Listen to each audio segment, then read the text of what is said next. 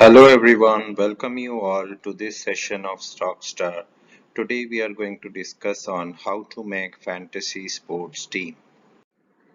So in today's discussion we will cover formation of teams both in case of soccer or football and cricket. We have observed that though there are a lot of YouTubers who are running the different videos mentioning about how to form cricket teams, but whereas football or soccer is concerned, there are very less number of videos on the same. So today we are going to cover the soccer or the football part first, and then we'll move on to cricket. Now, coming to the formation of the team, what we have tried to do is we have tried to pick up situations, and depending upon the situation, we have tried to give an analysis of how we should form the soccer teams in different platforms. So in India, the common platforms are Dream 11, Paytm First Games, My 11 Circle, and so on and so forth. So here the first situation that we are going to discuss is when one strong team is playing against a weak team. So how do we form the team in that case? So typically what we should do is we should pick up the goalkeeper of the weaker team.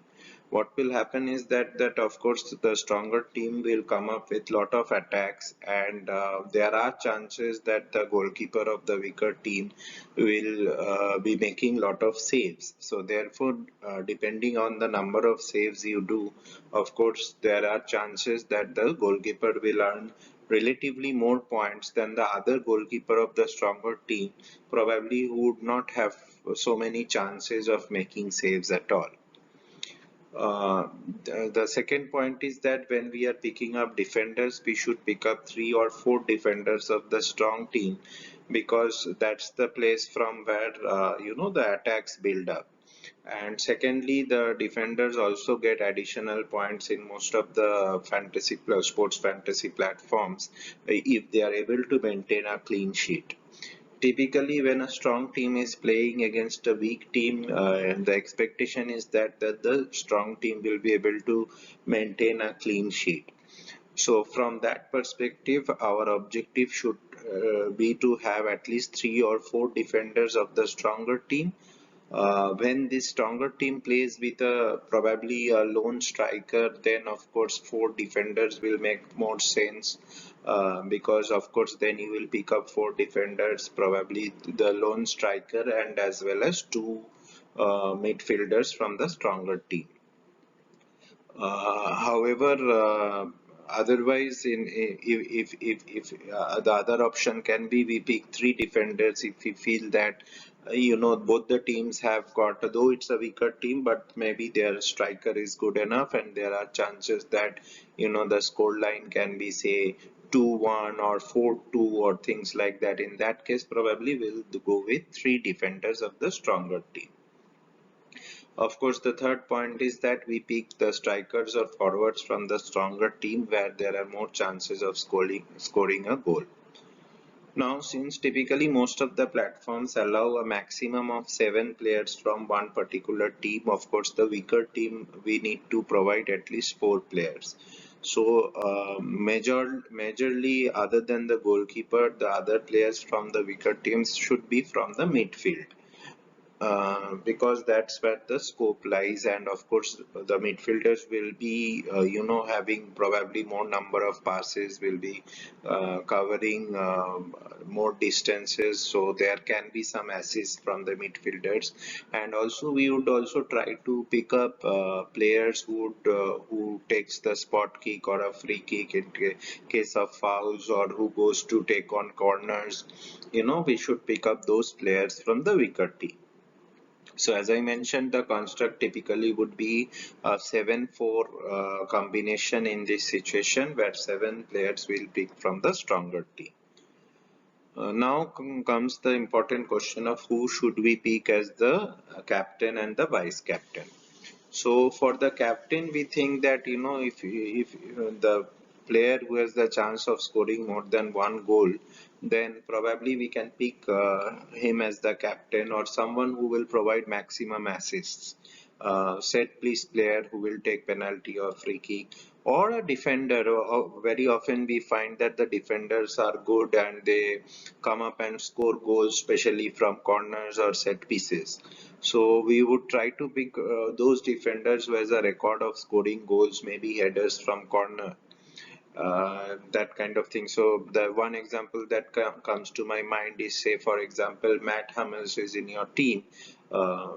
Say Germany is playing any other team, then we could pick a player like Hummels, who has a record of scoring goals, from corners and set pieces as well.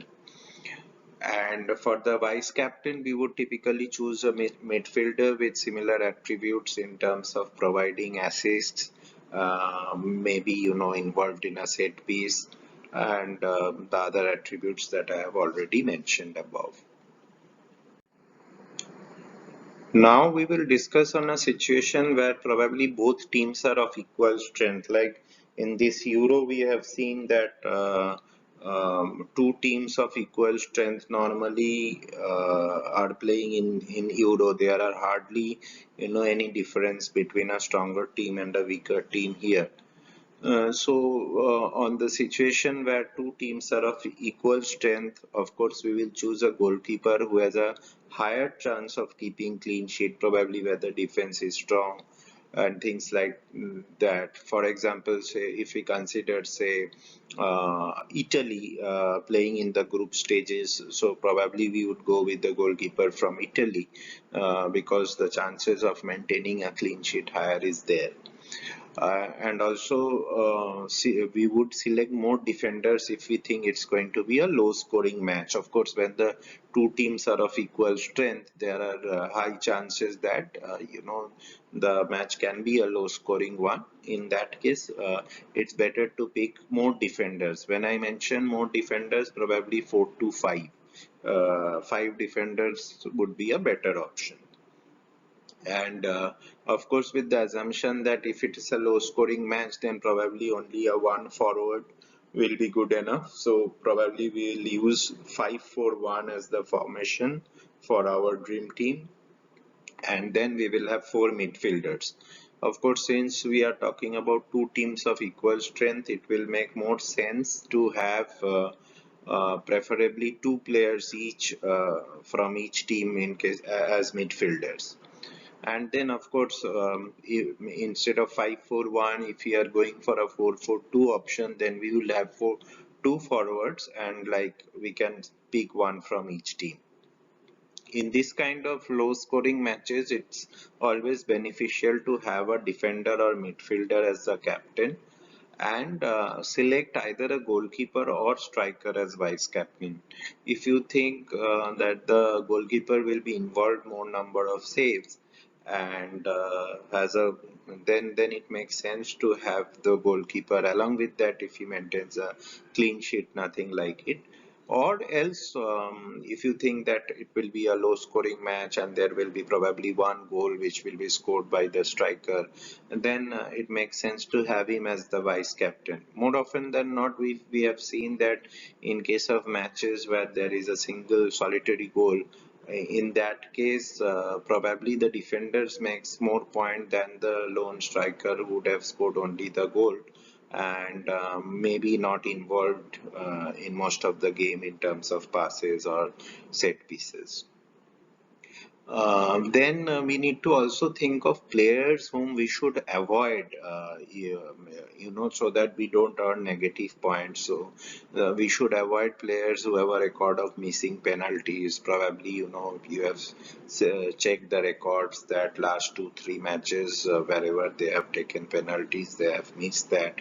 Or players who are prone to injury or causing foul. There is no point picking up a player who would see a red card or a double yellow and go out of the field, or injury prone players, because idea is to have those players who will play for the team for the entire 90 minutes or so, so that there are more chances of scoring points for your fantasy team. So that is what we thought should be the criteria for choosing a team which would be of equal strength.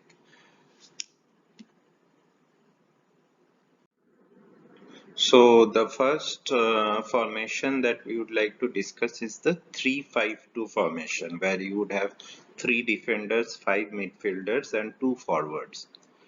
So when there are chances of the match to be high scoring, say for example, at least 2-3 goals will be scored or more goals will be scored than more than 3 goals, then 3-5-2 formation should work well, because the minimum defenders in most of the platforms that you can choose are three.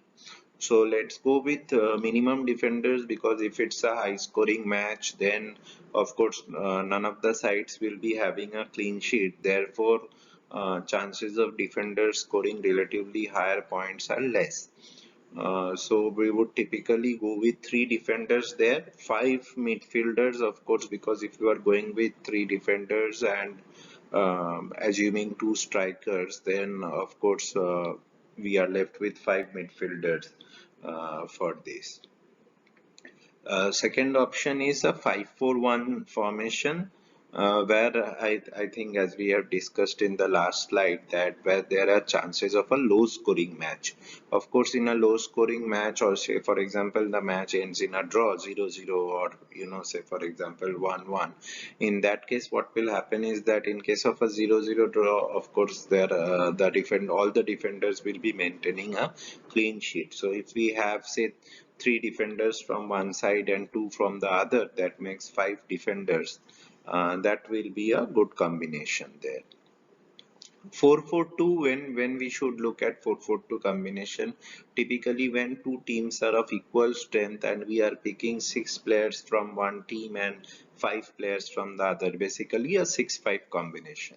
Please note that for stronger versus weaker team, we have mentioned a 7-4 combination will be better, where you would have seven players from the stronger team and four players from the weaker team.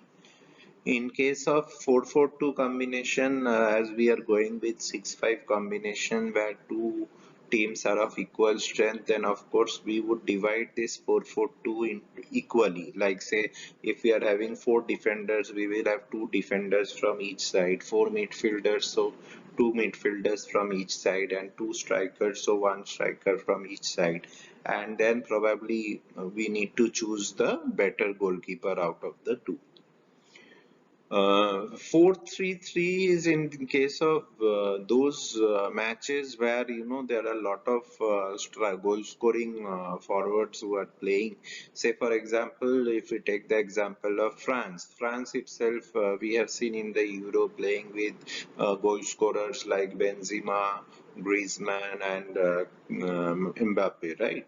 So in those kind of matches where probably France are involved, you can pick two forwards from France and one forward from the other team. Basically, typically where we are looking at a high scoring match, we will go with three forward strikers, and of course four in defense, probably two each, and three midfielders. 4-5-1, when goals are expected mostly from set pieces, and where the set pieces are taken by midfielders mostly. In those kind of matches, 4-5-1 will be a very good combination, or where in those teams where we have seen that the midfielders are scoring lot of goals. So in those kind of matches, 4-5-1 will be an ideal combination, and there we should pick our captain and vice captain also from the midfield position.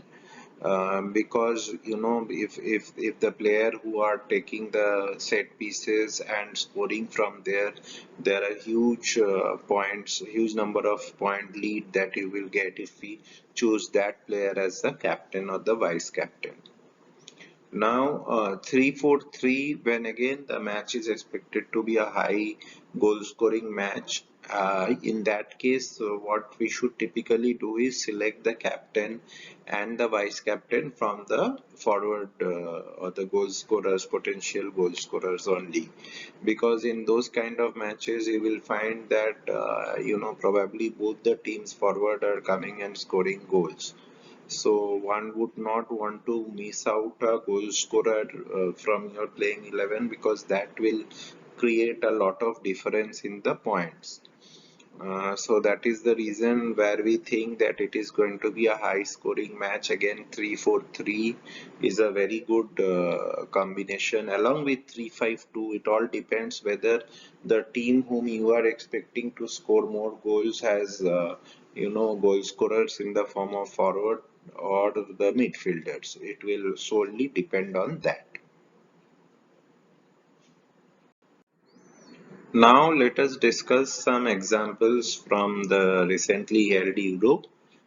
So for example, when we are looking at a match of Denmark versus Czech Republic, where of course you are expecting more goals to be scored, as we have seen in this both these two teams that they were quite proficient in scoring goals. So in this kind of matches, probably 3-5-2 combination would be better. We have seen also, this is more of an analysis of the past matches. So we have seen that 3 goals were scored, and in this kind of match 3-5-2 happens to be the winning combination if we consider even the grand leagues in terms of the fantasy tournaments. Again, with Belgium and Italy, same as above, because if you know that Italy this time is playing a lot more attacking football, and also Belgium has got very good goal scorers. So, a 3-5-2 would be an ideal combination where both the teams have chances of scoring goals. So, therefore, the defenders have less chances of keeping a clean sheet. So we would go with minimum number of defenders, say 3 defenders, and of course the remaining 7 players are all goal scoring players, be it the midfielders or the forward. So that if you go back and check the performance of the fantasy teams in Belgium versus Italy, again you will find that the 3-5-2 would have been a winning combination. Next example is of a Sweden versus Ukraine match, 4-3-3 formation, because if you remember, Ukraine had two good strikers, Yarmolenko and Yaremchuk, and both are potential goal scorers. In fact, they were very prolific in their goal scoring during the group stage.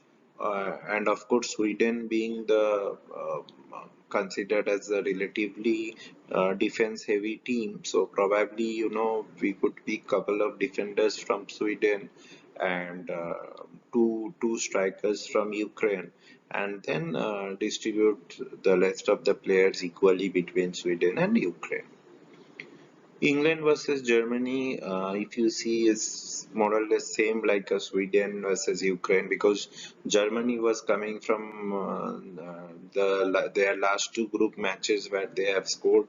Though in the France match they failed to score, but if you remember the Portugal match, they managed to score 4 goals, and even in the Hungary match, which was tied at 2-2, there also they managed to score 2 goals. So assuming that with the assumption that Germany also had a chance of scoring goals in the next match, and also England has been in terrific form with Sterling, and of course Kane didn't score much in the group stages, but it was only a matter of time that he started scoring, and it started from the Germany match.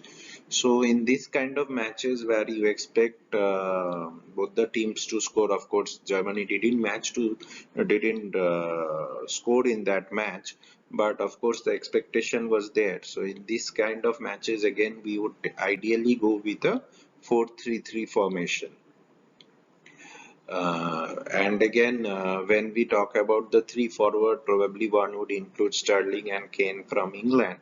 And from Germany, Kai Havertz has been the goal scorer in the group stages. So probably one could have Sterling, Kane, and Havertz in the forward line.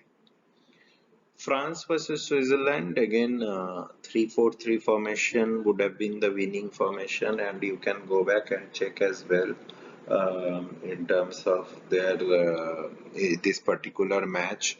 And as I also mentioned that with any match involving France and with chances of Benzema, Mbappe, and Griezmann playing, it makes sense to go with three forward. And of course, if we are going with three forward and you expect it to be a high scoring match, probably you would want lesser number of defenders. So that's why 3-4-3 would have been the uh, ideal formation. And as explained in the last slide, in this kind of matches you would want both forwards to be as captain and vice captain. So the Grand League winning team in this match would have typically Benzema and Seferovic as the captain and vice captain for their winning team.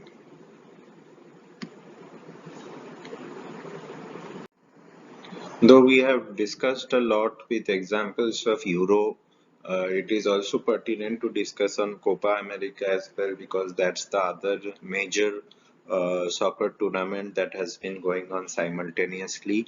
Argentina has emerged as the winner of Copa America today, but while preparing this presentation, we have taken into consideration a match situation of Uruguay versus Colombia. We would do a single match analysis from Copa America so as to harp on the point, the logic, or the reasoning that we have discussed so far. We thought we will put an example where there were no scores in the 90 minutes of the match. Again, in this case, where you expect a low scoring match, or here the score was 0-0, so ideally the formation 5-4-1 would be the best possible formation. Of course, the defenders will be able to manage a clean sheet, so five defenders makes complete sense, four midfielders and one forward. um, Again, in this kind of match where, as I have earlier mentioned, where we go with a 5-4-1 combination, it is better to keep the defenders as captain and vice captain, because they will be involved in more number of passes. And if you are maintaining a clean sheet, of course you would have done lot many tackles in the by the defenders, so it makes complete sense to have defenders as captain and vice captain. And as we have seen, the Grand League winner of this match, Tesilo, would have been the best captain, and followed by Vaimina, who is also a defender. Again, four midfielders, and as mentioned earlier, also two each from both the teams, because of course both are strong teams. So you cannot identify here as one team being strong and the other weak.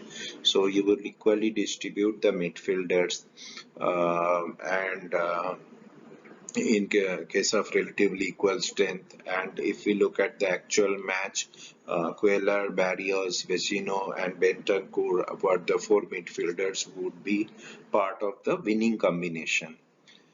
The only striker in this case, we would always want to keep someone who is the highest chance of scoring. Say, for example, Suarez, though he didn't score in this match in the scheduled 90 minutes, but of course, you will have to play with minimum one forward or striker. So, in this case, we would go with Suarez. And as already mentioned, that since it's a battle of equals, even for your winning team combination, you would want a 6-5 combination, that is six players from one team and five players from the other team. So this is the example we thought from Copa America that we would share. Now coming to the discussion on cricket, of course, cricket has been the most popular sports in terms of fantasy sports in India. And here we are going to discuss all the three formats, be it test match, one day, or T20, so that we get a complete perspective. And we also have T10 which is quite popular among the associate nations. We have observed in last few months a lot of leagues happening in Germany, Hungary, Bulgaria, and Malta, where there has been T10 leagues organized. So, and of course, if you want to participate with your fantasy team for T10 leagues, we think that there is a particular combination that works very well for T10. Of course, we will discuss that in details little later. But now we would discuss first on the test match situations. So typically, if you let us take an example of Dream 11 as a platform. If you see the scoring patterns, that is how the players scored their points in this platform, you will see that batsmen have a distinct advantage in case of this platform, that is Dream 11. If you just compare that a bowler picking up 5 wickets with a batsman scoring say 125 runs, typically, in case of limited over cricket, it would have the very similar weightage in terms of points scored. But in case of test match, you will see that the batsmen are getting a distinct advantage. So, and nowadays, if we, except for say maybe a Perth or some other stadium, you will see that most of them offer a very batting friendly track in most cases, or to the extent a neutral track, where of course the seamers will get some help up front, but then as the game progresses over the 5 days, it becomes easier to bat on. So typically we would want in our combination to make it a batsman heavy team in case of test matches. So typically when I say a batsman heavy team, at least we are considering 5 batsmen here, because 3 is the minimum which you can pick, and if you want to go overweight on batsmen, then of course 5 will be the ideal number. Then also when we go on to pick all-rounders, we would uh, we would want to pick those all-rounders which has more batting potential, because we have seen that the all-rounders can be defined in two ways majorly. One will be who is a probably an all-rounder but have more chances of picking up wickets, and there will be all-rounders who would definitely come to bowl when required, but their batting is stronger than their bowling. So typically we would try to pick those all-rounders who have a better batting potential. Again, with the wicket keeper, of course, we will try to pick the one who has the highest scoring potential with the bat. Here it is important to look at. So nowadays, most of the wicket keepers, if you see, are very good batters. Say, for example, Rishabh Pant from India, Quinton de Kock, Matthew Wade from Australia. If we talk about Pakistan, both Rizwan and Sarfraz are in amazing form right now when it comes to limited over cricket, of course. But what I mean to say is that most of the wicket keepers are good batters nowadays. So when what I mean by one who has a higher scoring potential, we will have to check the records of both the wicket keepers playing in the match in terms of their records against their particular opponent, and their performance on a particular ground. I think that will be decisive factor in picking up a wicket keeper.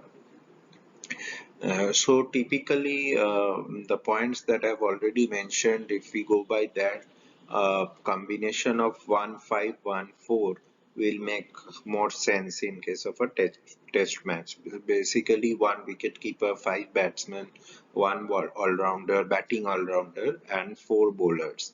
And of course, the 4 bowlers, if we want, we can equally distribute with 2 each from both the teams. And and in case of test matches, though nowadays all the test playing nations are you can say equal in strength, but still we find a little bit of difference among a cluster of teams. So, for example, India, New Zealand, England, Australia, probably you will rate them higher than probably a Sri Lanka or a West Indies or a South Africa when it comes to test matches.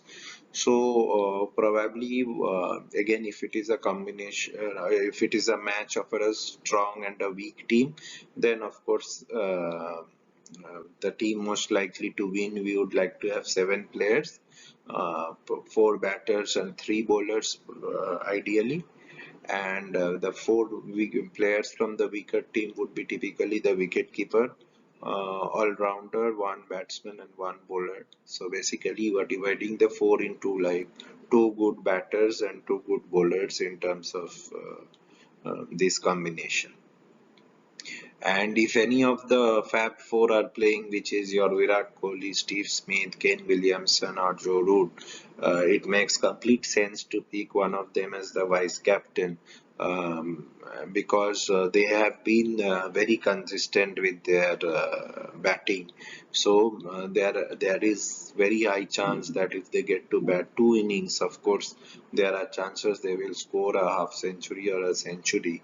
Of course, we will go by the chances or the potential. So therefore, it would make sense to make them as the vice captain. And typically you will see that the mostly the highest number of selection as captain would be typically these players only, but our observation is that where in case of Grand League specifically, the player whom we choose as captain who has the highest selection more often than not is never the highest scorer in terms of points in your fantasy sport. So that is the reason we mentioned that it is better to choose them as the vice captain rather than as the captain. We could probably pick the second best batsman of the team as the captain in case if it is a test match, or an all-rounder who is very strong with his bat. Say for example, Ben Stokes is playing. That is when England is playing. So that can be an example we can think of where you are making an all-rounder as a captain. Otherwise, batsman as a captain would be a good choice in more often than not in case of test matches. Now we are going to discuss on the one-day international match situations. That how do we create a good team in case of in fantasy sports platform when it is a one-day international. What we have seen is picking more than one all-rounder is always beneficial, no matter how strong you feel is the batting of both the teams. We have often seen that we end up picking more batsmen from both sides, and typically the all-rounders give you more points because fielding is very crucial in case of limited over cricket. So someone who is very good at the field and also an all-rounder in terms of maybe picks up couple of wickets and score 30-40 runs. In the overall scheme of things, you will see them earning most number of points in the match. So typically, if we consider an example for India, it will be Ravindra Jadeja. If we talk about England, Sam Curran. If we talk about West Indies, Russell, so on and so forth. So typically, it's always better to have more than one all-rounder in the team, and if it is 3 to 4 all-rounders, nothing like it. Um, that will be a very good option to have. Again, as I mentioned for test matches also that wicket keepers nowadays are very strong batters. So, it will be a good idea to take both the wicket keepers, that is to take wicket keepers from both teams. So, for example, even South Africa is playing with Bangladesh in an ODI, it will make complete sense to have Quinton de Kock as well as Mushfiqur Rahim, both of them in your team as wicket keeper, because both of them will give you points not only from their wicket keeping but also from their batting. And if we miss out on one of the wicket keepers, there are chances we are going to lose out on 30-40 points on any given day. So in this kind of situations, it makes sense to pick up both the wicket keepers, and especially not to miss out on wicket keeper who bats higher up in the order. So there can be, imagine a match situation wherein, say for example, the first team, the team which is batting first has its wicketkeeper batting in the middle order, and say for example that team loses few quick wickets. Of course, then the batting of that wicketkeeper will be very crucial for building up building up the innings of that particular team. And eventually, even if the team goes all out with a very low score, say 120 130 runs, and if the second wicket keeper is a top order batsman like say Quinton de Kock opening for South Africa, or nowadays Rizwan, we have seen has been opening in limited overs cricket, especially the T20s. But also if he opens, if he comes up the order in case of ODI also, it will make sense because if this team gets those 120 130 runs by losing a couple of wickets, then there are high chances that the wicket keeper will score a lot of runs. And then the third point is on bowlers. Basically, we would like to pick bowlers who will open and also bowl at the death, because especially for the team bowling first, death bowling is very important, because we have seen, even if the team batting, if it is a batting pitch, and even if the team batting first scores a lot of runs, more often than not they lose a lot of wickets towards the end of the innings, that is between the slog overs, or maybe between the 40th to 50th over. So death bowling is very important there. And also we have seen both in T20s and ODIs, there are times when there are 2-3 quick wickets top of the order which the opponent seems to take. So it makes sense to have bowlers who would bowl the opening and the death overs.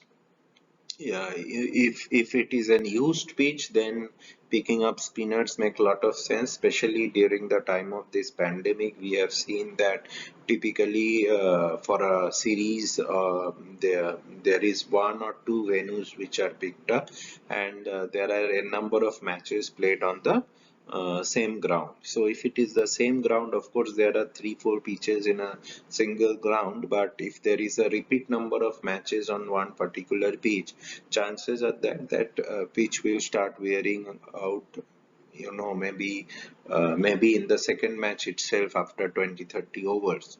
So in those kind of conditions, the spinners can take advantage. So depending upon the pitch, we should pick spinners. Again, the logic is the same for a strong versus weaker team match, be it football, be it cricket. There we would like to go with a 7-4 combination, with 7 players from the stronger team and 4 players from the weaker team. And when we pick 4 players from the weaker team, we of course, playing fantasy sports is all about imagining different match situations. So for example, if a weaker team loses few quick wickets, if that is the expectation, then of course the all-rounders will play a big part in their batting as well, right? Or in case if the weaker team is bowling fast, then probably the all-rounders might come and pick up a couple of wickets as well. So we would typically like to go with 1 or 2 all-rounders from the weaker team when we are picking the 4 players from the weaker team. And then of course, as I mentioned, if the wicket keeper is equally good as that of a stronger team, then of course we'll pick the wicket keeper from the weaker team. And probably if we are picking 2 all-rounders and 1 wicket keeper from the weaker team, then we would pick another bowler from the weaker team, because with batting you would get just one chance, and if you go out for a duck, then for that match at least you are losing on a good number of points. And since specifically we are talking about ODI, even the bowler from the weaker team will get a chance to bowl for at least 9-10 overs. And if it is the, for example, the strongest bowler of the wicket of the weaker team, then it would make sense to pick that bowler. If we have to talk about examples, say for example Zimbabwe is the bigger team, then it would make sense to pick up Mozarbani or Tiripano as the bowler, because they are the stronger bowlers of that particular team. Uh, Typically, though Bangladesh is no longer a weaker team, but if we still have to consider, say, Bangladesh playing with England in an ODI, then probably we would pick Shakib Al Hasan as the all-rounder, and Mushfiqur Rahim as the wicket-keeper. And from the bowling, if depending on who is playing that match, if Taskin Ahmed is playing, probably would pick a Taskin Ahmed. And from the batting department, Tamim Iqbal has been very consistent, or Mahmudullah. You can pick one of them, or Somo Sarkar. If we consider to Somo Sarkar can be considered an all-rounder as well, because he's very handy with the ball, and very often he picks up 2-3 catches as well. So that is typically in the construct of the four players from the weaker team. In case of women's ODI, we have seen that more number of wickets fall, even if it is a batting track or so. So it makes sense to pick more bowlers, minimum four, preferably two from each team, because the expectation is that the more number of wickets will fall there. And here the captain can also be a bowler or bowling all-rounder. Specifically in women's ODI, we have seen that more often than not it is the bowler or the all-rounder as a captain makes it in the winning combination. So, for example, if Sophia Stone is playing, or Dipti Sharma from India, these are, or Natalie Skyver from England. So, these are the players, if we make them the captain or the vice captain, it would work very well. If playing with four bowlers and two from each team, ideally in that case, we should pick one pacer and one spinner combination. So basically one pacer each and one spinner each from both the teams. So for example, say for example Afghanistan is playing with India. So in that case, if I have to pick four bowlers, so probably Rashid Khan is a constant choice from Afghanistan. So we would pick Rashid Khan, and probably a pacer from Afghanistan. And from India, maybe if Bumrah, we would go with, say, Bumrah and Chahal, or say Shami or Chahal, something like that. In that combination should work well.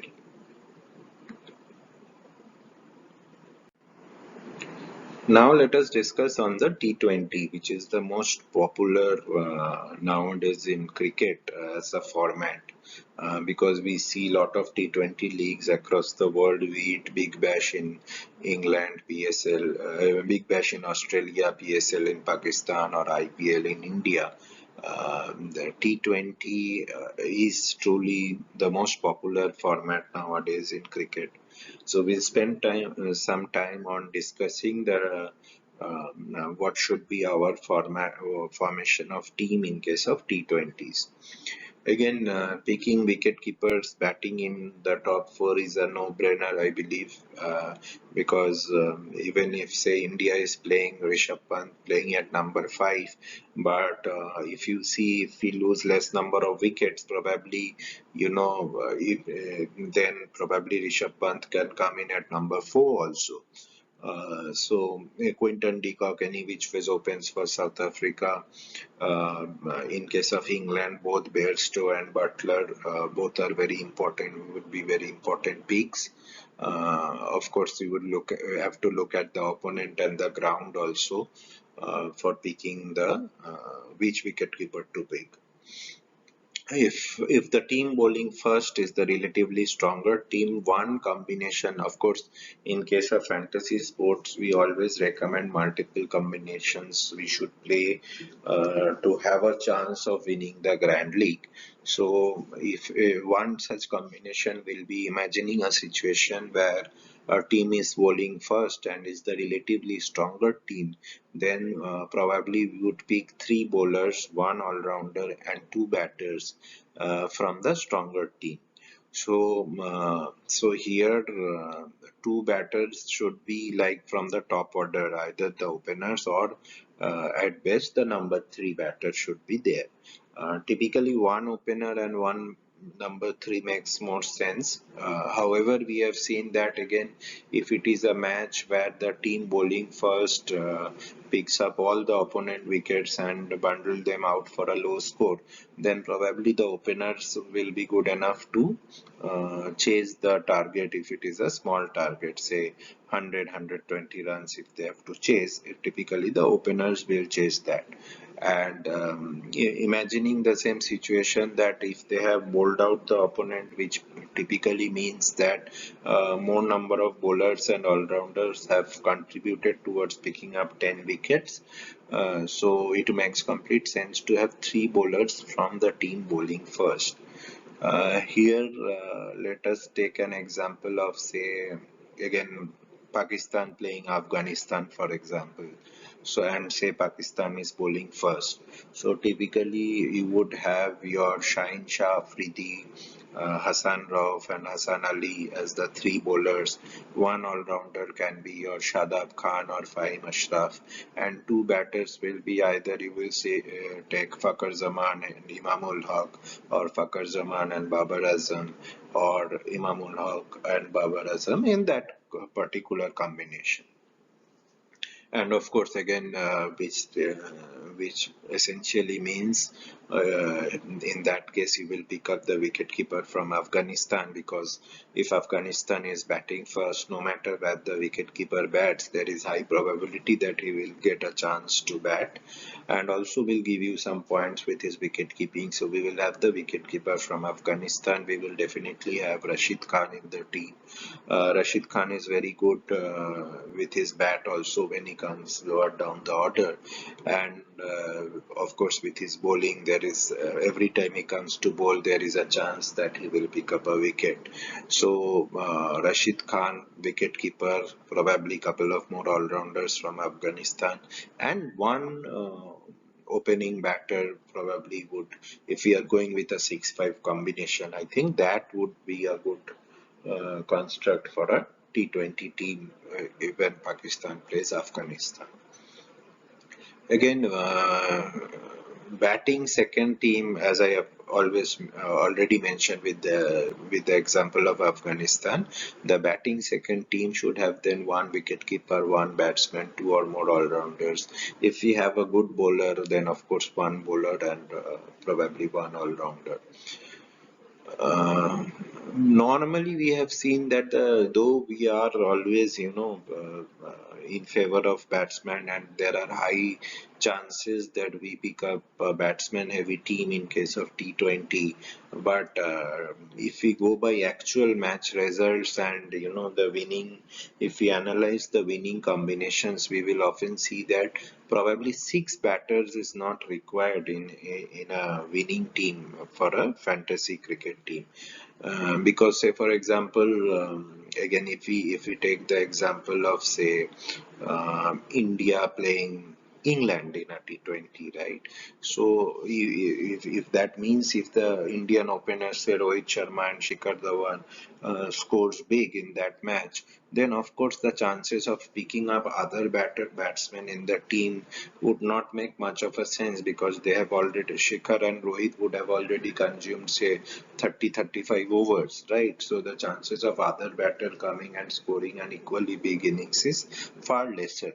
So that's why we are of the opinion that no matter how strong the batsmen in both the teams look like, Probably six batters are not required, but of course, when we are making multiple combinations, we can have one combination with all six batters in a T20.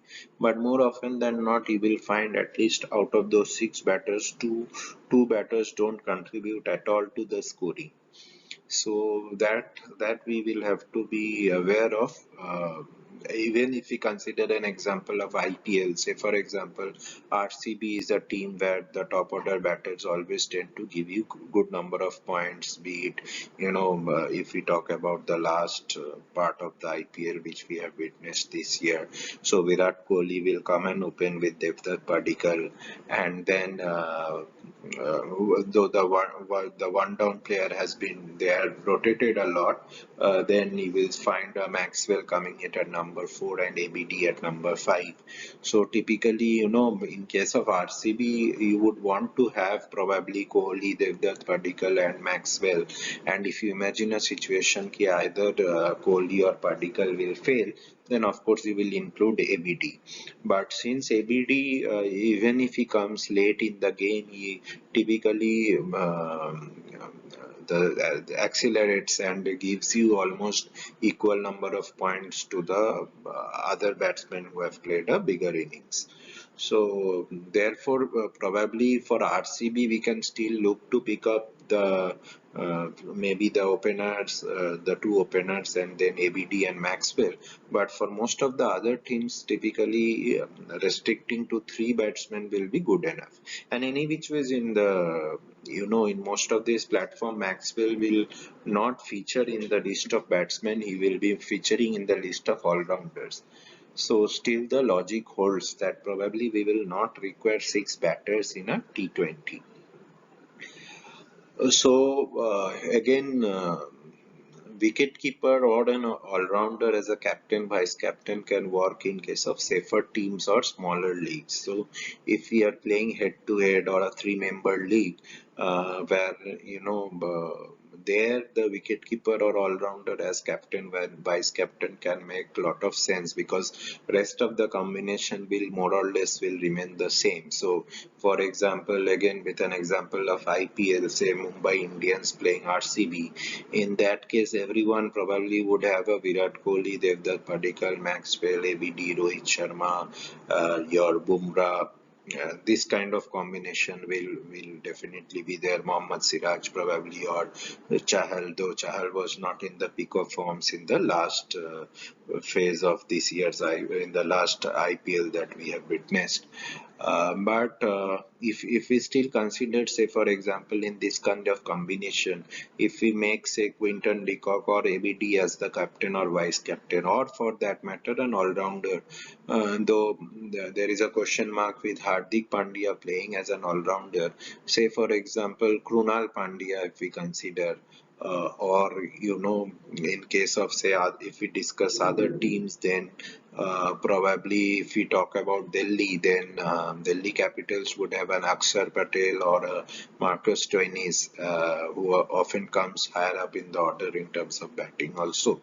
So typically they would tend to give you good number of points, at least 50-60 points in a match, which can be a good combination and a good option for a captain vice captain. Of course we will here we are talking about one combination where we are making several combinations for a grand league. More often than not, we have seen that two all-rounders are almost a necessity, probably one from each team, because most of the winning combinations if we see definitely has two all-rounders. There are very less number of instances where the Grand League winning team has only one all-rounder. So no matter how lucrative the batting or the bowling department looks like, it's always good to have couple of all-rounders in our formation. For picking bowlers, again, we'll have to prefer those who has the potential to take wickets by LBW or bold. This is more with respect to Dream 11, because if we see the scoring pattern mentioned there, you will see that the LBW or clean bowled fetches you more point as a bowler. You get additional points for that.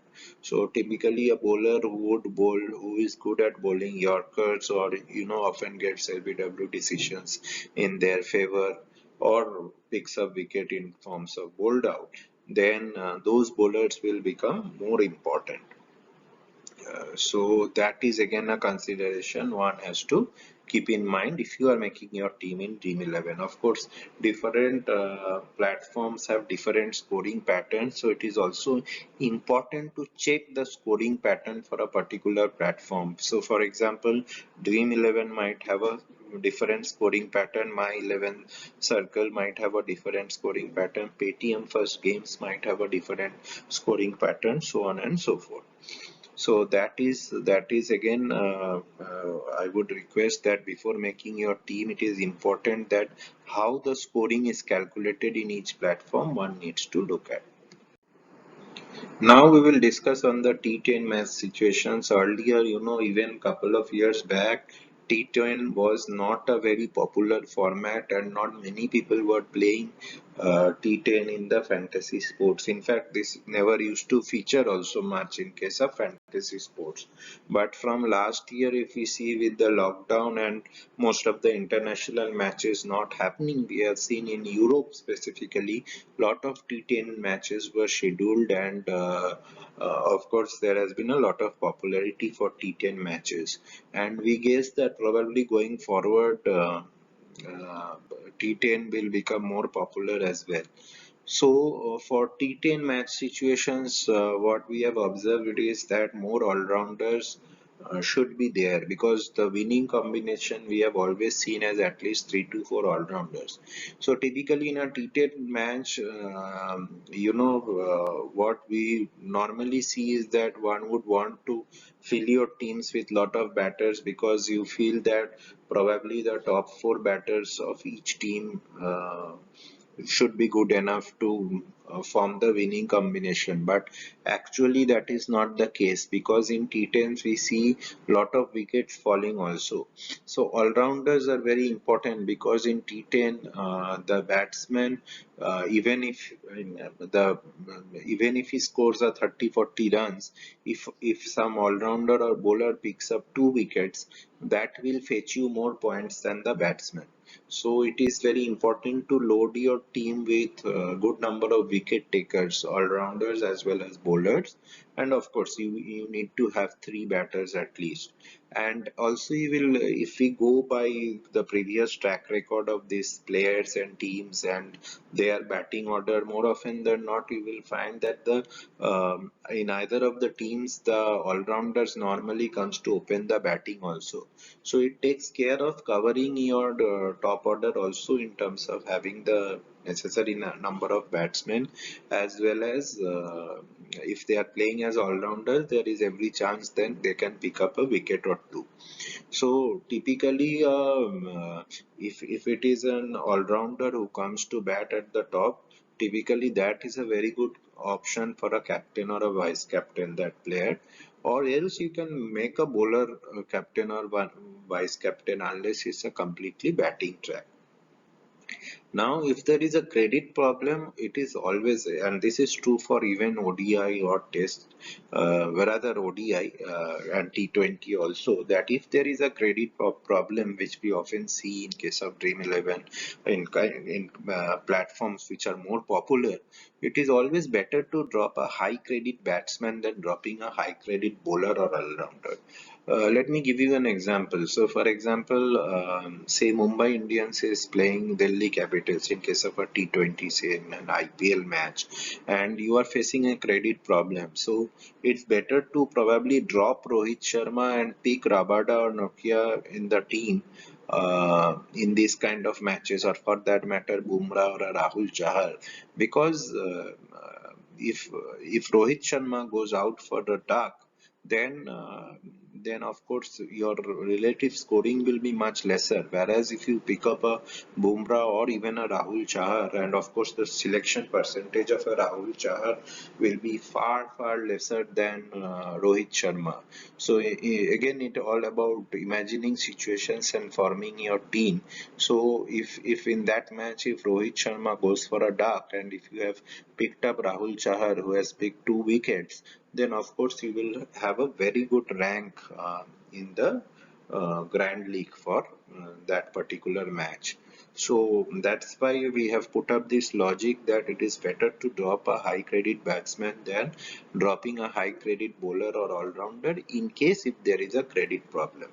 Say for another example will be, say for example, in a match Russell or Ben Stokes is playing and there is a credit problem and you have batsmen like say Chris Gale and probably Root or say for example Bairstow, Butler, right? So if there is a credit problem and you need to drop a player, then probably it's better to drop a batsman and probably pick up Russell and Stokes. That's the point we thought we'll explain with an example. In T10, what you will see is that one wicket keeper should be okay unless both wicket keeper are good openers or top order batsmen. The reason is that we see lot many wickets fall in T10 matches. Therefore, if we have an additional, rather than having two wicket keepers, if we have additional bowler or all rounder, chances of scoring points are much higher. And in T10, because because there is always information scarcity, it is always better to go by the statistics for the players, that what those players have done in the past is very important. Especially this is applicable more in case of T10 than any other format, because with T20, ODI or Test, means everyone knows how a particular place or whose favorite ground is what, and who performs well in against a particular bowler or goes out against a particular bowler more often. These kind of informations are there with everyone, but that is not true for T10. That's why checking player information and statistics for T10 matches is far more important than that in case of T20 or ODI. Few additional pointers that we thought we should make is that in case of football or soccer, in My 11 Circle app, it allows two goalkeepers to be selected in a team. And we have seen, specifically, I have observed this in the Euro, most of the winning combination in this particular app has both the goalkeepers. Now, this option is not there with most of the other apps.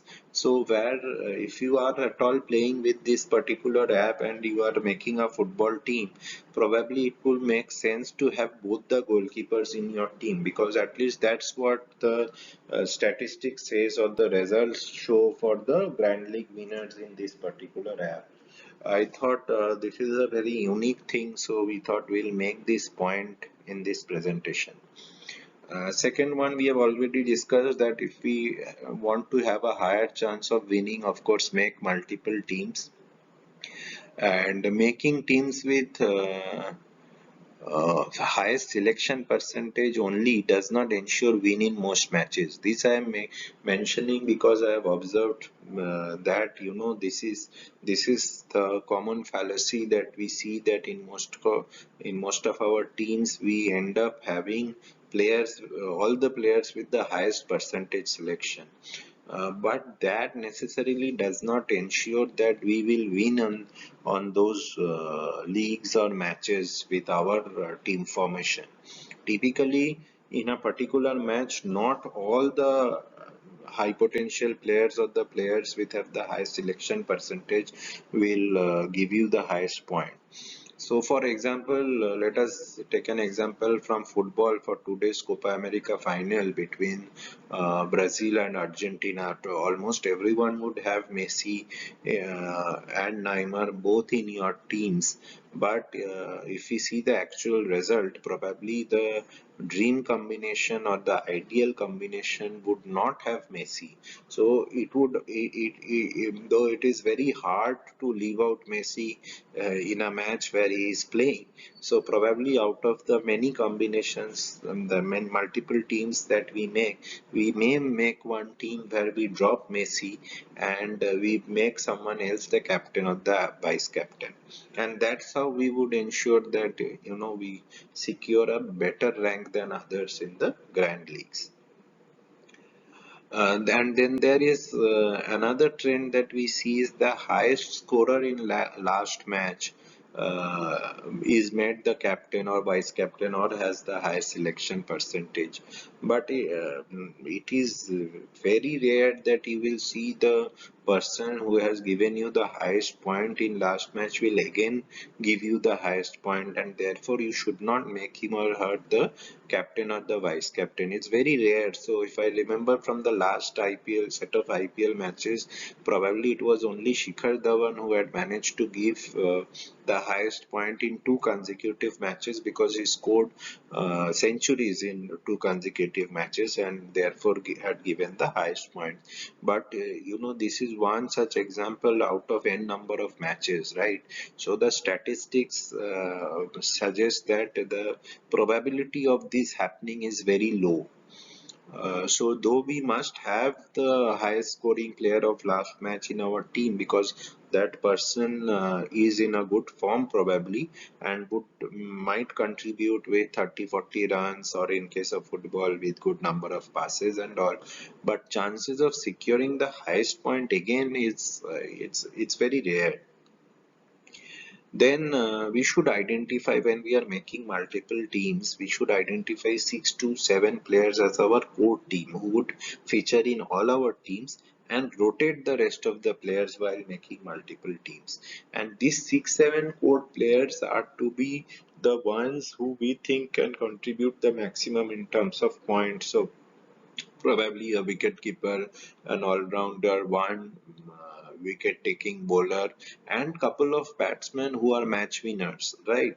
So, for example, Rohit Sharma or a Virat Kohli, or not pick both of them, because we often see that only one of them gives you that kind of point.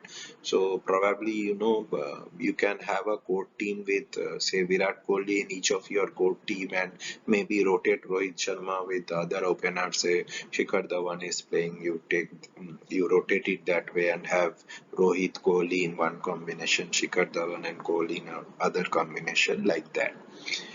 Again, ground specific records are very important in cricket matches, and we hear that there are players who love a particular ground, and always 9 out of 10 times would come and score on those grounds. So, ground specific records are very important, and also matchups that makes lot of sense to go through the matchups. Death bowler of team bowling first is very important. I think we have covered this point earlier also. But this is true for both ODIs as well as T20. Number three batsmen in all formats are very important. If you see the names of the number three batsmen, say for example in international cricket or IPL, it means it's a no-brainer. So for example, for IPL, you would have a Surya Kumar Yadav for Mumbai Indians, right? Or Virat Kohli, though he has started opening now in this IPL, but in previous IPLs, Virat Kohli has number three for RCB. These kind of number three players are very important. For that matter, Manish Pandey for Sunrisers Hyderabad, though he has been criticized a lot in the last IPL and was dropped for a couple of matches, which was the David Warner controversy, where he came out and mentioned that he was asked to drop Manish Pandey. So not digressing from the topic, so what I'm trying to say is that number three batsman in all forms of cricket is very important. Of course, not to mention the Fab Four like Steve Smith, Virat Kohli, Joe Root, Kane Williamson. We know what kind of impact they have in Test matches as well. So that's the point we thought we would highlight among the few additional pointers that we wanted to make. Now that this video is going on for more than an hour, I think it's very exhaustive that way. But still, if you feel you have any queries for the purpose of learning, the same can be sent to the following email ID: stockstar0@gmail.com, and we will try to respond to you as promptly as possible. You can subscribe this channel for more such videos. You can go through the previous videos also where we have tried to do recommendation of stocks by aggregating the recommendations from different brokerage houses. We have also tried to come up with a video about the different ways of making money, where we had also mentioned about fantasy sports. So we thought it makes sense to have a discussion around fantasy sports in this video. We would also like you to download our app, Stockstar app, which where you will find information on Nifty 50 stocks. In fact, you can go ahead and predict the closing price of Nifty 50 stocks and win some contests there as well.